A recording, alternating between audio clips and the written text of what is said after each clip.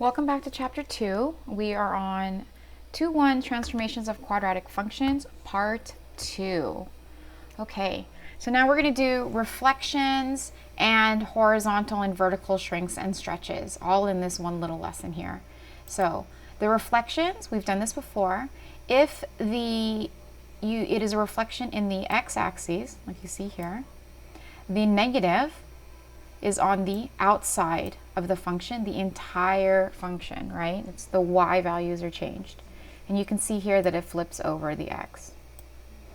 Now, if it is a reflection in the y-axis, notice here that the negative is only on the input here. And this is where it reflects over the y. And in parabolas, if there's no translation left and right, when it reflects over the y, it's the exact same image. Okay, now with the shrinks and stretches, horizontal ones are the tricky ones that we've learned. And it's this a factor that's here on the outside. And remember, it is going to be, the factor is actually going to be the reciprocal of it, right? And then for vertical,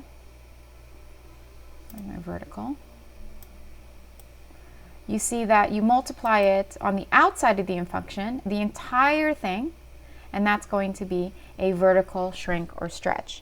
Now this is going to get really tricky, especially the horizontal ones, because the vertical shrinks and stretches are easy to see because it gets taller or it gets wider. So what I want you to kind of think about is that a horizontal shrink, let's say a horizontal stretch, is the same thing as a vertical shrink. Okay, and then a horizontal shrink is the same thing as a vertical stretch. That's just if you can get your thinking head in straight in your head when you look at the graphs. So let's do some problems. And again, I put down the equation here so that we can match our points. Okay, so the first thing when we're looking at example A here is I want you to notice that A that's here in front is actually -1. So the A that's here in front is -1. Now since it's a negative, that means it is a reflection, okay? And I'm actually going to take that back. This is actually -1/2, okay? So this A right here, let me highlight it. It's a little bit easier, sorry. This A right here is this A that's here in front, okay? So in describing it, you're going to see that it is let me add some notes here for you. Since A is -1/2, it's going to be a reflection. So it's the first thing. A reflection, okay, over the x-axis. It's on the outside. Right, that's the first thing. And then it's going to be followed by a stretch, and it's going to be a vertical stretch. And the reason why you know it's vertical because it's outside of your parent function, which is x squared, a vertical stretch by a factor of 1/2. Okay, so that is kind of tricky. So that's for A. I get that that's tricky, and let's see what it looks like. So again, here's my parent function. When I see the transformation, it is a reflection, yes, it did, and it's a vertical stretch. And even though you can't really see it, it actually is wider than the original that's here. Okay, let's move to the next one. Oops. All right, so B. Notice, oh, for my x squared, there's a change here on the inside, okay? So that means that this inside here, this 2 you see here, okay, that 2 right there, that has to do with something that's horizontal, right? So let me put some text here so that you can see. Now, since it's on the inside and it's horizontal, right? Remember, it's going to be the reciprocal. So this is actually going to be a horizontal, okay? Horizontal shrink or stretch. It's actually going to be a shrink because it's the reciprocal by a factor of, by a factor of 1/2, right? Because a reciprocal of 2, followed by a vertical, translation, okay, 1 unit up. Okay, that one's tricky. So let's see what it looks like.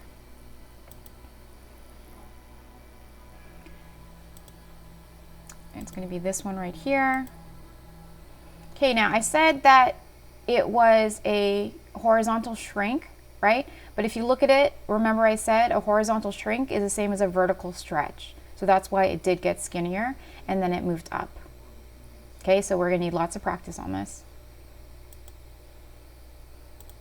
All right, let's move on to go ahead and turn your page. I'm on page 50.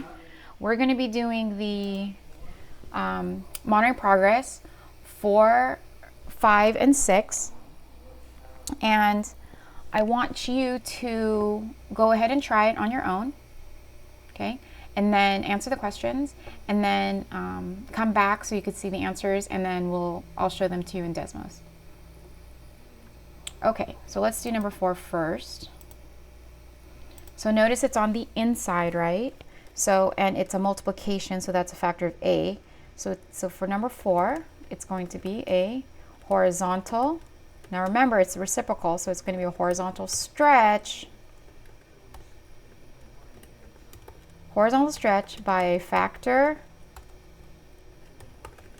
of the reciprocal, which is 3. Okay, so let's see what that looks like. Oh, I put the wrong number in here. I put 1/2. It's supposed to be. So remember we said it was a horizontal stretch, which is the same thing as a vertical shrink. So you see how this gets wider? Okay, good.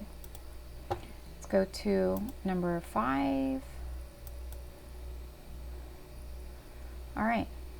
So in looking at number 5, and hopefully you're matching up your parts, you see that in number 5, a is a factor of 3. So a is going to be a vertical stretch by a factor of 3. It's very straightforward. And then, oh look, there's an h value, right? So the h value is 1. So then it's going to be a horizontal translation 1 unit, and in which direction? 1 unit to the right, right? Because you need +1. +1 minus 1 makes 0. Okay, let's look at that one.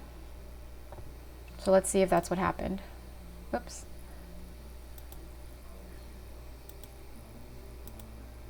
Aha, it did get skinnier, right? Vertical shrink factor of 3, and it did move 1 unit to the right. Okay, good. Hopefully you're getting much better at these. Get used to them. All right, let's do number 5 now. I'm sorry, number 6, our last one. So in looking at it, oh, there's a negative there, right? So that negative is going to be a reflection over the x-axis, right?